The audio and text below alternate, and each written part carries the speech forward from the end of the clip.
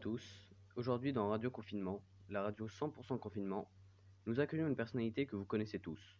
Il est un astronaute français. Il a 42 ans. Il a vécu 196 jours dans l'espace. Il a effectué 2 sorties extravéhiculaires. Je parle bien sûr de Thomas Pesquet. Bonjour Thomas, merci d'être venu en ces temps incertains. Pour rappel, vous êtes né en 1978 dans la ville de Rouen.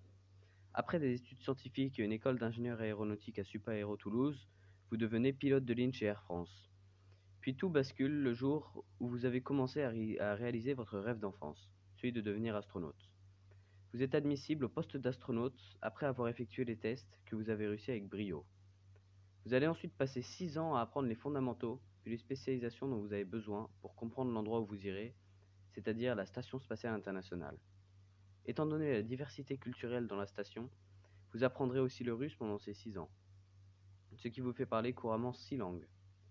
Vous partirez pour la station le 17 novembre 2016, et c'est cette période de 196 jours dans l'espace que l'on voudrait évoquer. Voyez-vous des similitudes entre votre isolement à 400 km de la Terre et le confinement actuel? C'est-à-dire que le confinement actuel nous a tous surpris, alors que je me suis entraîné toute ma vie à aller dans l'espace. Évidemment, il y a des séparations difficiles, notamment avec nos proches, mais nous y sommes préparés. J'ai la chance d'être confiné à Rouen, chez mes parents, avec ma famille, ce qui n'est pas le cas de tout le monde.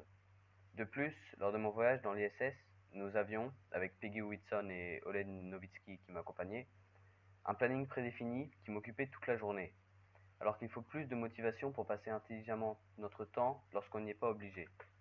En revanche, l'isolement est plus fort lorsqu'on regarde la Terre à 400 km et qu'on se sent seul, loin de tout. Merci beaucoup Thomas.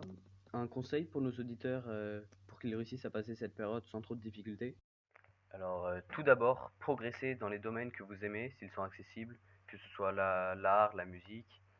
Sinon, essayez de vous cultiver avec des livres, des documentaires ou encore des films. Et surtout, écoutez Radio Confinement. Merci beaucoup, c'était Thomas Pesquet sur Radio Confinement. On se retrouve demain à la même heure avec un invité surprise.